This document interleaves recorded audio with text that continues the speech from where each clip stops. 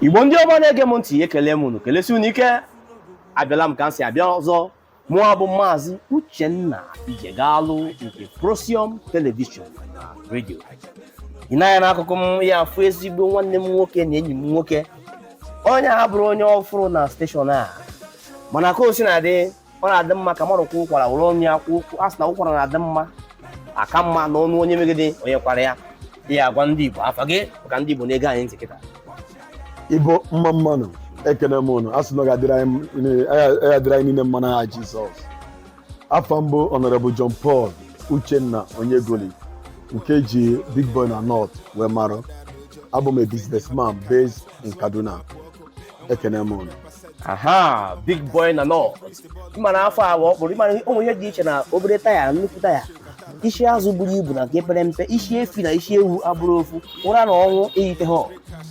Big Boy na North n'etufughị oge Big Boy ọ nwere nnọọ ka anyị si enweta infọmeshọn na o nwere ihe na-akwadobe na ngwụcha ọnwa anyị nọ n'ime. Biko nwere ọnụgo kọrọ ndị Igbo niile n'ụwa niile na Kaduna na Lagos n'ụwa dum ihe ị na-eme na Kaduna ebe ị na-eme kwụsị ị na-eme otu ga-esi eme. Igbo ekele m unu asị na this year 2025 ya mara anyị mma n'aha Jizọs. Ise nke onye na-eme ya na-agaziri ya ọfụma. Afọ mbụ John Paul Kansi wee kọwara unu ana m celebrate my 10 years wedding anniversary on the 23rd of February 2025 and my child dedication. In 10 years in marriage, Chineke nyego m 3 wonderful girls and a bouncing baby boy.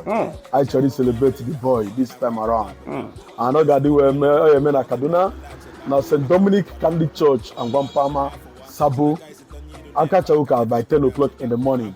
Anyị niile anyị ejewe Van O Event Garden, Kakuri, opposite St. Gerard. Immediately after the mass, bido iru oriri nwa aṅụrị n'ihe ọma Chineke mere. And ihe nji chọrọ ime celebration bụ ikene Chineke n'ihe ọma niile o mere na ndụ m for the past 10 years. Ị na-anya na ihe na-eme n'ụwa kịta, so many divorces, so many marriages are not lasting or due to one challenges or the other. But otu a Chineke si wee do anyị from the day one anyị ji wee gbaa akwụkwọ 2015 down to this moment that na Chineke na-edukwa anyị na-aga ọfụma. I celebrate 10 years. I celebrate kwa Silver Jubilee, celebrate kwa Golden Jubilee. And I'm na-ekwu na prophesy na ndị niile ya bịa from far and near to celebrate with me that celebration will not depart from their homes na Jesus. Ancha niile na ndị na-erube 10 years yeru 10 years karịa ndị rugo 10 years gafee you na-celebrate kwa. Biko na ebe onye ọbụla nọ bịa celebrate with me no far. If you cannot come, you celebrate with us in spirit. Chineke ya gozi onye ọbụla na Jesus. Big Boy na North ọ na-achọ ịkọ ọsa na bọsị ahụ na Kaduna na a ga-emechi Kaduna. Onye ọbụla bụ mmadụ nke bụ mmadụ bụ nwa afọ Igbo ga-anọ ebe ahụ bọsị ahụ. Ọ si na ọbụla opposite St. Gerard mbụ Van O Garden ebe a ka a ga-anọ wee mee oriri na nkwari.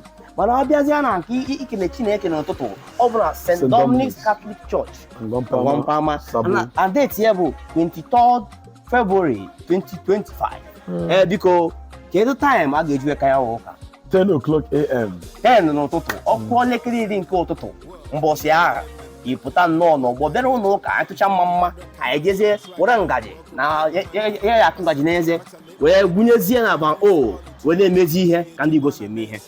Gwa onye gara anyị ntị ana m ayọ ilusi okwu ọ sị na isoro ihe nwa aṅụrị na aṅụrị ka na-abịa na be gị ya bụkwa mbọ ịgba mbọ ebe ọbụla nọ bọsị ahụ ịta nnọọ bịa soro ya ka anyị gbakọ egwu chịkọ ọchị maka mụ afọrọ afọ a ka afọ anyị ga na-abụsa amụ nnọọ na-egwusi egwu n'ihi na Chukwu ekwughị ekpebie na aka ya dị n'ahụ anyị.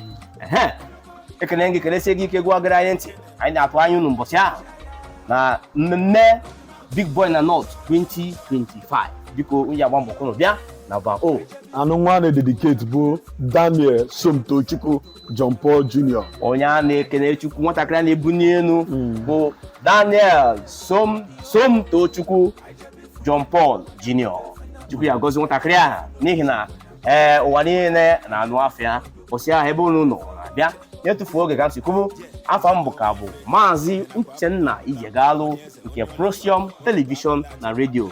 Chọkwara nweta m n'igwe ntị ya enweta m na 08122807671 maọbụ nwetakwa anyị na 08094646206.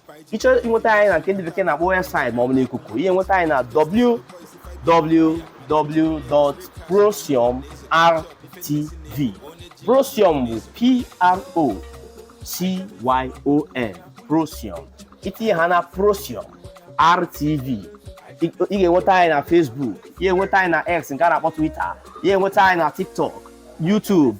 Ọ nwere social platform media nọ n'ụwa ị ga-adịnye platform ya, ị ga-edenye Procyon ya n'ifuna anyị kwujimjim na-eche ịkpọ ha na anyị ga na-agba kitikiti na-abịa n'ihi na ihe dị ndị Igbo mma dị anyị mma. Ekele m n'ekelesi n'ike ọ dị na abalị nke 23 nke ọnwa na Van-O na emume nke Big Boy na North 2025 last Sunday na ọnwa nke anyị nọ n'ime ndewo.